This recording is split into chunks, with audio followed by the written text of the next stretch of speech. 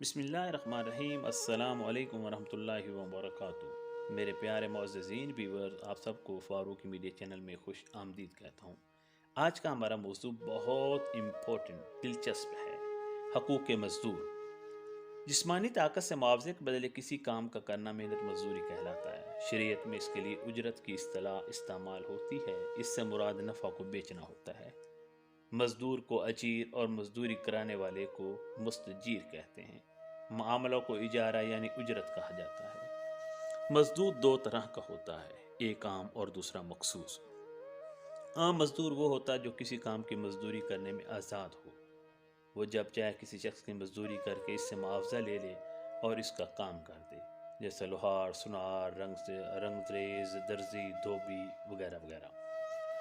اور دوسرا خاص مزدور جو ایک وقت میں ایک شخص کا کام کرتا ہے، وہ اس کے وقت میں دوسرے کا کام نہیں کر سکتا، جیسے ملازم اور نوکر وغیرہ۔ مزدوری خواہ کیسی ہو، اس کا معاوضہ ملنا ضروری ہوتا ہے۔ دستی محنت اور مزدوری کا اللہ کی بارگاہ میں بڑا مقام ہے۔ اللہ تعالیٰ نے اپنے کلام میں چند مقامات پر اس کا تذکرہ یوں فرمایا ہے۔ ان میں سے ایک کہنے لگی، انہیں اپنے پاس رکھ لیجئے، بے شک یہ بہت بہتر طاقتور امین قسم کا خدمت گار ہے۔ قصص۔ وہ آپ کے لیے عالیشان محل اور مجسمے اور حوضوں کی طرح بڑے بڑے لگن اور وزنی دیگیں جو سٹینڈوں پر جمی ہوتی تھی بناتے تھے۔ اعملوا آل داود شکرا وقلیل من عبادی الشکور۔ اے آل اولاد، ان تمام کاموں کا شکر ادا کرو اور بندوں میں سے شکر کرنے والے بہت کم ہیں۔ سورۃ سبا۔ وَأَن لَيْسَ لِلْإِنسَانِ إِلَّا مَا سَعَىٰ، اور یہ کہ انسان کو وہی ملتا ہے جو اس کے لیے وہ کوشش کرتا ہے۔ ان آیات میں سے محنت مزدوری کی اہمیت اور عظمت ظاہر ہوتی ہے۔ اس کی فضیلت کے بارے میں حضور اکرم صلی اللہ علیہ وآلہ وسلم نے ارشاد فرمایا، ان اللہ یحب المؤمن المحترف۔ بے شک اللہ تعالیٰ صنعت و حرفت کے ذریعے روزی کمانے والوں کو دوست رکھتا ہے۔ طبرانی۔ ایک اور فرمان میں آپ کا ارشاد ہے، الکاسب حبیب اللہ، دستکار اللہ کا دوست ہوتا ہے۔ ویسے بھی محنت مزدوری کرنا کوئی بری بات نہیں، بلکہ یہ تو اللہ کے نبیوں کی سنت ہے۔ حضرت داؤد ذرہ ساز تھے، حضرت آدم علیہ السلام زمین کی کاشت کی، حضرت نوح علیہ السلام نے بڑھئی کا کام کیا، حضرت ادریس علیہ السلام نے درزی کا کام اور حضرت موسیٰ علیہ السلام نے چرواہے کا کام کیا۔ بخاری۔ حضور اکرم صلی اللہ علیہ وسلم نے دیکھا کہ ایک صحابی کے ہاتھ پر مزدوری کرنے کی وجہ سے گٹھیاں پڑی ہوئی تھیں، تو آپ صلی اللہ علیہ وسلم نے فرمایا، یہ وہ ہاتھ ہے جو اللہ اور اس کے رسول کو بہت پیارا ہے۔ پس محنت انتہائی اچھا پیشہ ہے اور اسی بنا پر اللہ کے بہت سے ولیوں نے اسے اختیار کیا۔ مزدور کے حقوق مندرجہ ذیل ہیں۔ مزدور کا پہلا حق یہ کہ اسے مناسب اجرت دی جائے، اس لیے کسی مزدور سے مزدوری کروانے سے پہلے اجرت طے کر لینا چاہیے تاکہ جھگڑا وغیرہ نہ ہو۔ حضور اکرم صلی اللہ علیہ وآلہ وسلم کا فرمان ہے، مزدور سے پہلے اجرت طے کیے بغیر کام نہ لیا جائے۔ بہقی۔ اس ارشاد کے مطابق مزدور سے پوچھ لیا جائے کہ فلاں کام کی کتنی مزدوری لے گا، اگر آپ کو منظور ہو تو کام کروا لیں ورنہ نہ کروائیں، کیونکہ اکثر کام کروانے والے معاوضے طے نہیں کرتے اور بعد میں جب کام کرنے والا اپنی مزدوری طلب کرتا ہے تو کہہ دیتے ہیں کہ یہ زیادہ ہے اور اس نے اپنی مرضی سے کم اجرت دینے کی کوشش کرتے ہیں، جس سے مالک اور مزدور کے درمیان جھگڑا پیدا ہوتا ہے۔ ایسا جھگڑا اسلام میں جائز ہے، لہذا کام کروانے سے پہلے مزدوری طے کر لینا سب سے بہتر عمل ہے۔ حضور اکرم صلی اللہ علیہ وآلہ وسلم نے فرمایا کہ کام کرنے والے کو اس کام کے منافع سے حصہ ادا کرو، کیونکہ محنت کرنے والا اللہ تعالیٰ کی طرف سے نامراد نہیں ہوتا۔ احمد۔ پس مزدور کی اجرت اتنی ہو کہ وہ اچھا کھا پی سکے تاکہ اس کی صحت پر خوشگوار اثر پڑے۔ صحت مند مزدور کی استعداد کار زیادہ ہوگی تو اس کا مجموعی طور پر تمام نظام معیشت پر اچھا اثر مرتب ہوگا۔ یہ بات درست ہے کہ مزدوری کی اجرت کے تعین کا معیار مزدور کی فنی صلاحیت پر ہوتا ہے۔ حضرت عتبہ بن نضر رضی اللہ عنہ کا بیان ہے کہ ہم رسول اللہ صلی اللہ علیہ وآلہ وسلم کی بارگاہ میں حاضر تھے، تو آپ صلی اللہ علیہ وآلہ وسلم نے سورۃ طاسین میم پڑھی۔ جب ذکر موسیٰ تک پہنچے تو فرمایا کہ بے شک موسیٰ علیہ السلام نے 8 یا 10 برس اپنے آپ کو مزدوری پر لگائے رکھا تاکہ شرمگاہ کی حفاظت ہو اور پیٹ کے لیے کھانا ملتا رہے۔ احمد بن ماجہ۔ حضرت موسیٰ علیہ السلام کی اجرت کا واقعہ یوں ہے کہ وادی مدین میں جب حضرت موسیٰ علیہ السلام آئے اور وہاں ایک کنویں پر 2 بچیوں کی بکریوں کو جب آپ نے فوراً کنویں سے پانی نکال کر پلا دیا تو وہ دونوں بچیاں اپنی بکریاں لے کر واپس اپنے گھر گئیں۔ باپ نے دیکھا کہ آج وقت سے پہلے یہ آ گئیں تو دریافت فرمایا آج کیا بات ہے؟ انہوں نے سچا واقعہ کہہ سنایا۔ آپ نے اس وقت ان دونوں میں سے ایک کو بھیجا کہ جاؤ اسے میرے پاس بلا لو۔ وہ حضرت موسیٰ علیہ السلام کے پاس آئیں اور جس طرح پاک دامن عورتوں کا دستور ہوتا ہے شرم و حیا سے اپنی چادر میں لپٹی ہوئی پردے کے ساتھ چل رہی تھیں، منہ پہ چادر کے کنارے سے چھپائے ہوئے تھے۔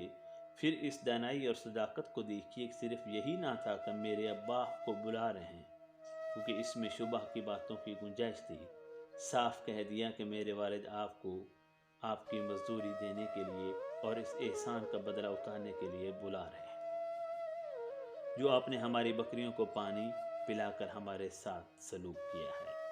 کلیم اللہ کو جو بھوکے پیاسے تنہا مسافر اور بے خرچ تھے، یہ موقع غنیمت معلوم ہوا۔ یہاں آئے، انہیں ایک بزرگ سمجھ کر ان کے سوال پر اپنا سارا واقعہ بلا کم کاست کہہ سنایا۔ انہوں نے دل جوئی کی اور فرمایا اب کیا خوف ہے؟ ان ظالموں کے ہاتھ سے آپ چھوٹ آئے ہیں یا ان کی حکومت نہیں ہے۔ بعض مفسرین کہتے ہیں کہ یہ بزرگ حضرت شعیب علیہ السلام تھے۔ تفسیر ابن کثیر میں پوری مزدوری ادا کرنا۔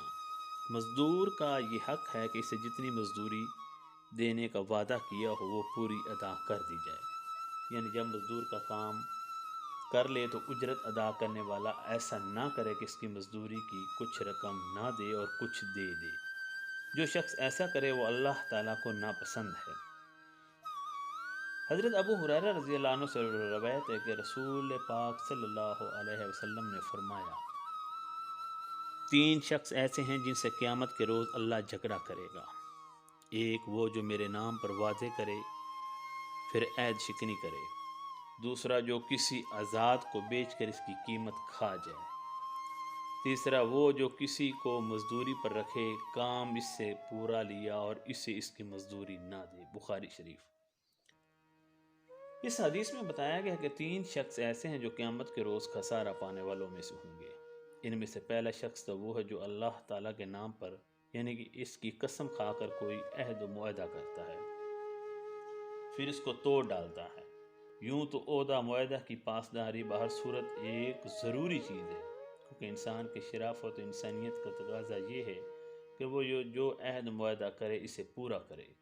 کسی معاہدہ کو بلا عذر ختم کر دینا انسانی شرف کے خلاف بھی ہے اور انسانیت کی توہین بھی۔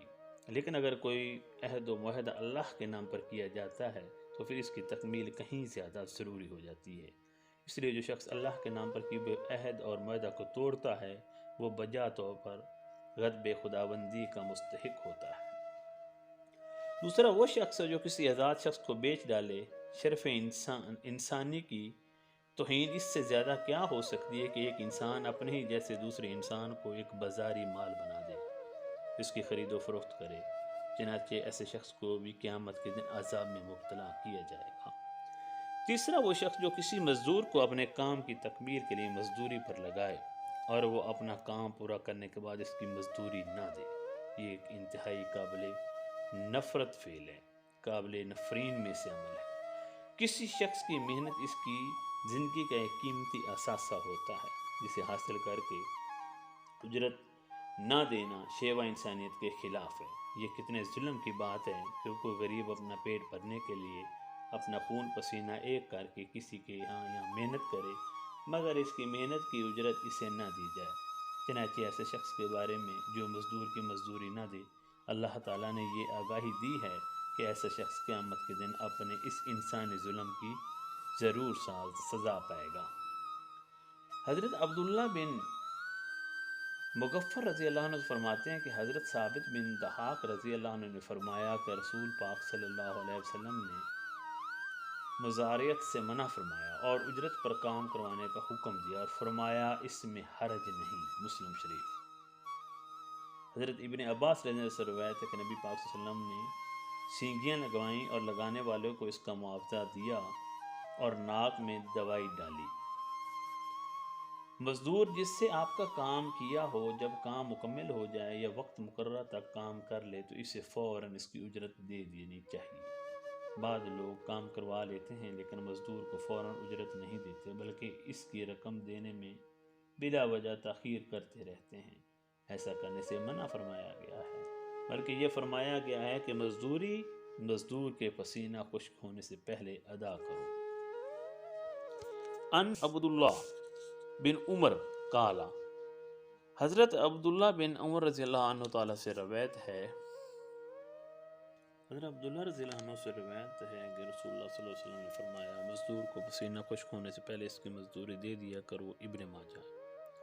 حضرت ابو ہریرہ رضی اللہ عنہ سے روایت ہے کہ اللہ تعالیٰ نے کسی نبی کو نہ بھیجا مگر اس نے بکریاں چرائیں۔ صحابہ رضی اللہ عنہ نے عرض کیا آپ صلی اللہ علیہ وسلم نے بھی فرمایا ہاں میں چند قیرات پر اہل مکہ کی بکریاں چرایا کرتا تھا۔ بخاری۔